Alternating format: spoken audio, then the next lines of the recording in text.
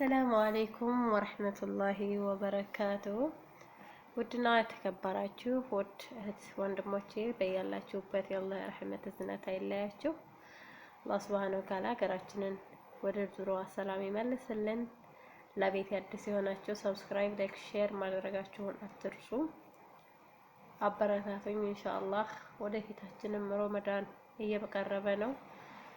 አላህ በሰላም የምንቀበለው ሀገራችንን ሰላም አድርጎ በሀገራችን ላይ ሆነን ሰላሙን አንድነቱን ሆኖ በሀገራችን ላይ ከሰራተኝነት ወጥተን እኛም ህይወት ኖሮን በሀገራችን ላይ ይሰብስበን ማለት ነው። ሁላችሁም ወዳችሁ ፋይዳችሁ ለምትከታተሉኝ ሁሉ ጀዛኩም አላህ ኸይር እና ወዶቼ ጅዳ ያላችሁ የባህልተኛም ስራ ፈልጉ፣ እንዲሁም ደግሞ ነባርተኛም ስራ ፈልጉ። በየቦታው እህቶቻችን በመካ በጅዳ ስራ የፈቱ ብዙ እህቶቻችን አሉና ስራ ከሰማችሁ ብቅ ብቅ ባሉ ማለት ነው። ዝም አትበሉ። አንድ ሰው ወላሂ ስራ አንጥቶ ማስገባት ማለት ልክ ብር የሰጠ ያህል ነው የሚቆጠረው። ምክንያቱም አብሶ ሰው የሌለው ሰው በስደት ላይ ዘመድ ከሌለ ጓደኛ ከሌለ ስራ መግባት ራሱ በጣም ከባድ ነው። ስለዚህ ስራ ከሰማችሁ ዝም አትበሉ። ሁላችሁም ስራ ፈልጉ። እንዲሁም ደግሞ በኮንትራክት የምትመጡ ልጆች ድንገት አዲስ ገና 3 ወር 4 ወር መታችሁ ምግብ የለም እንዲሁም ደግሞ ስራ ይከብዳል፣ ሸበካ የለም አትበሉ። ገና ናችሁ። ብዙ ስልክ ባታዘወትሩ፣ አዲስ ለምትመጡ ልጆች ቢያንስ ስልክ ባታዘወትሩ ጥሩ ነው፣ እንደኔ ማለት ነው። ለምን ወዳው እንደመጣችሁ 2 ወር 3 ወር ታይሆናችሁ ሸበካ ቢሰጧችሁ ራሱ ብዙ ስልክ አትጠቀሙ። ለምን ይፈትኗችኋል።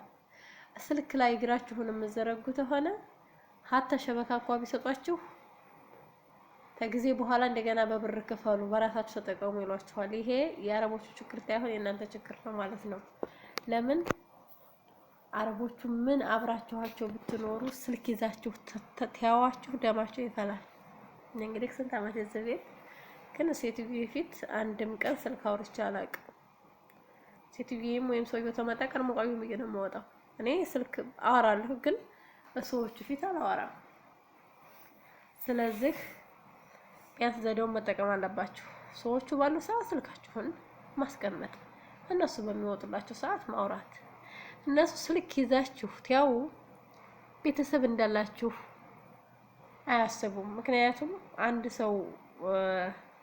ለአንድ ሰው የሚያስበው የራበው ሰው ለራበው ያዝናል፣ ያራበው ሰው ግን ለራበው ሰው አያዝንም። የታመመው ሰው ለታመመው ሰው ያዝናል፣ ያልታመመው ሰው ግን ላልታመመው አያዝንም። ስለዚህ እነሱ ስላልሞከራቸው ስለማይገባቸው እናንተ ደግሞ ዝም ተጠቀሙ። ስልካቸውን ኖር እነሱ ሲወጡላችሁ ስልካቸውን ማውራት። እንደገናም ደግሞ ምግብ ያገኛችሁትን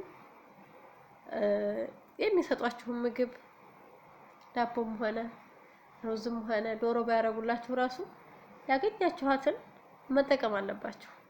እኔ ዛሬ 8 ዓመት ወይም ደግሞ አክሬ ዛሬ 8 ዓመት መካዎች አብዛኞቻችሁ ፎቶዎች ታውቃላችሁ።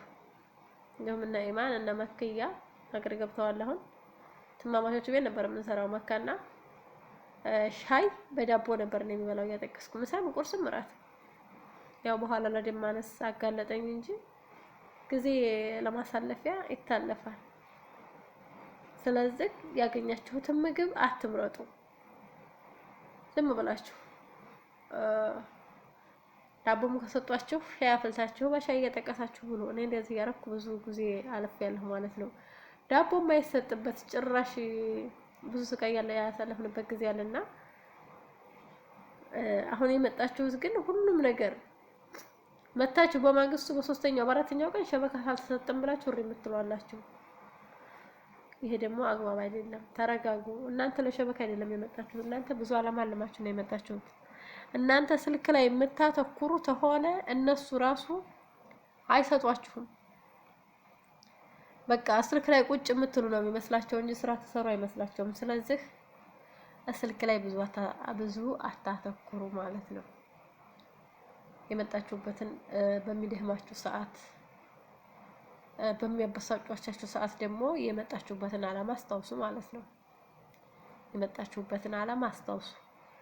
እንዲሁም ደግሞ ጠፍታችሁ የምትሰሩ ልጆች 2,000 ነው ወላ 5,000 ነው ወላ 1,000 ብር ነው አትበሉ። ስራ ሲገኝ ድረስ በ1,000 ብር ለምን አይሆንም?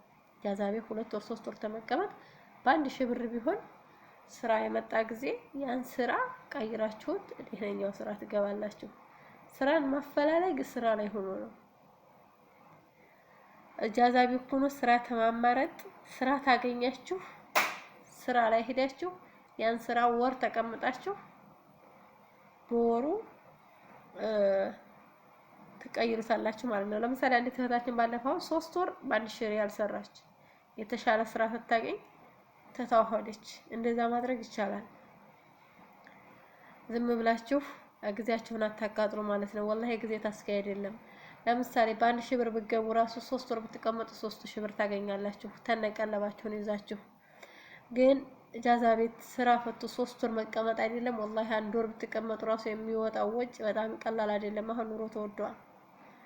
ስለዚህ ባገኛችሁት ስራ ግቡ። አላህ ደግሞ ርዝቃችሁን ይክፈተው ያ ረብ። ወንዶቹም ሴቶቹም በአገርም ውስጥ በአገርም ውጭ ሆናችሁ ርዝቅ ላጣችሁ ስራ ላጣችሁ ወደዚህም ለመታችሁ ለመንጣት ደግሞ አለሳካ ያላችሁ አላህ ያሳካላችሁ ያ ረብ። ፓስፖርት ማውጫታችሁ ወደዚህ ለመንጣት እየተመኛችሁ ብዙ የምታለሱ እህቶች አላችሁና አላህ ያሳካላችሁ። ደግሞ ለዚህ ለዲካሙ ደግሞ ለዚህ ለልፋቱ እና አላህ ያሳካላችሁ እላለሁ። ሰብስክራይብ አድርጉኝ፣ በቅንነት ሼር አድርጉልኝ።